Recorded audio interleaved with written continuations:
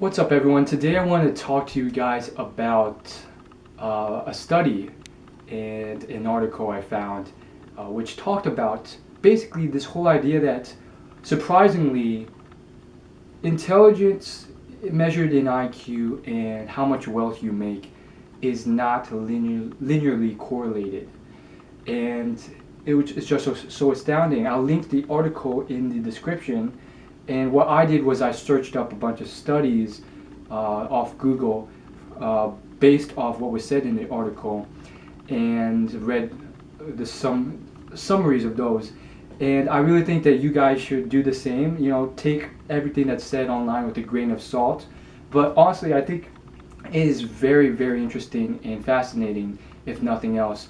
I think a lot of people are delusioned in this way. They're sort of grown up to be educated, and then they're grown up to think, hey, the smarter someone is, the better they do in school, the better job that they'll get, and they're everyone's sort of funneled through this system, and it works for a lot of people, and they go through it and it works. But there are people out there who I think this would help a lot, who have to realize, hey, it's okay if you're not doing well in school. What's important are a lot of other factors: hard work, what you dedicate your time to, time efficiency, time management skills, practicality, and a lot of other things. But back on topic, basically what this article says, it's by Tai Lopez. He talks about and he expounds on a lot of areas on how, hey, intelligence is not really correlated to wealth. And he quotes this one study by this man named his last name's kind of weird, Jay Zagorski. And this study pretty much explains it in detail. It basically shows that intelligence measures in IQ. Sure, if you look at it without factoring in other factors and really standardizing everything and making everything constant, it looks on the surface like through the thousands of participants in the survey, the more IQ you have, the more income you make. But then when you factor in a lot of other stuff like divorce, whether you smoke or not, and other factors, and then you realize that, hey, income is different from how much net worth you have. He finds that, hey, there is no relationship whatsoever. And what he found was that there is a sort of quadratic relationship in terms of net worth in some respects, where the poorest people are usually racked up with credit card debt and they have the lowest IQs, but then the best people are not the people with highest IQs, but those who are slightly above average, because the people with the highest IQs have tremendous credit card debt as well, and they spend a lot of money. And that is one of those things that I have so much to say on, and if I get enough requests, I'll do a video. I could probably speak for hours on just that whole idea of how financial intelligence and other forms of intelligence that cannot be simply measured with IQ, that's just one form of intelligence, are more important. And long story short, the whole idea is that the quote, you spend more money the more money you make. That whole sort of idea, which is promoted subconsciously by our culture and just by the natural nature of humans, is why this sort of stuff happens. It's like, you're a doctor, you make a lot more money, you spend a lot more too, so in effect every year your net worth isn't going up, in fact it's going down. And there's plenty of people like this, and then when you factor in net worth, it's like, heck, these high income individuals are just as poor net worth wise.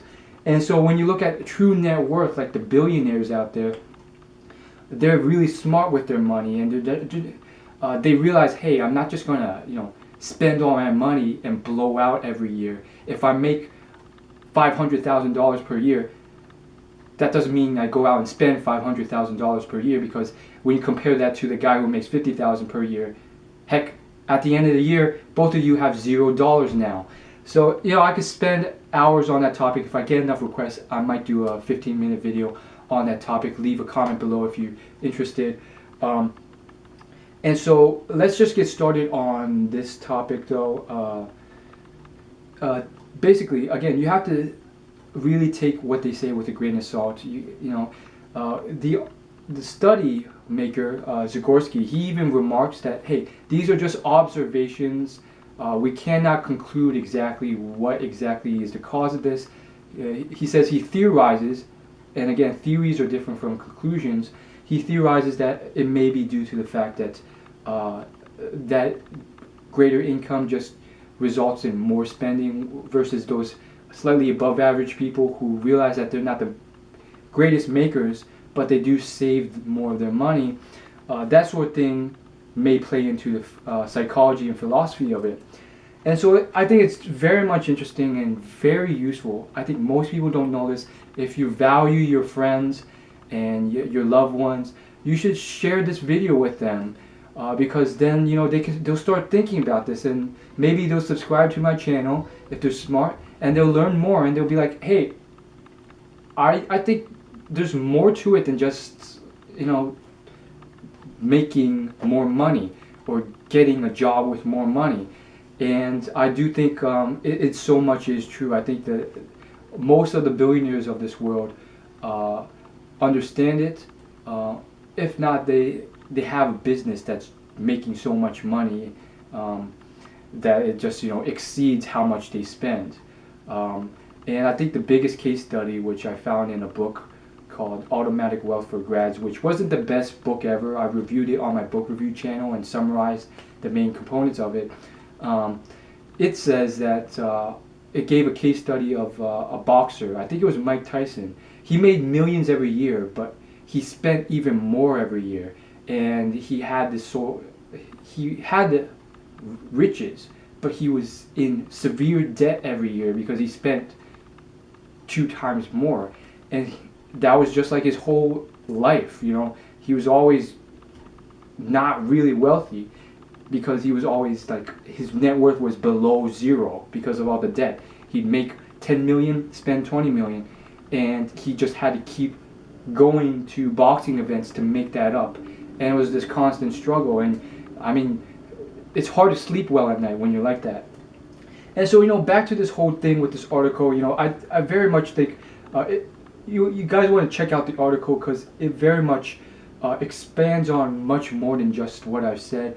Gives a lot more examples, a lot more quotes, a lot more studies on just this whole thing. And I do think it's true. Like, there's this one quote which I do think you have to take with a grain of salt, because the originator, Warren Buffett, who said the quote, was speaking to business students who've gotten into accomplished business schools already. But he said something in terms of the scenario of investing, which is what the quote doesn't really address. But the quote was that all you people out there have enough IQ already. If you have 140 points in IQ, I suggest you donate 30 points to someone else, because you won't need it. And that's what he said.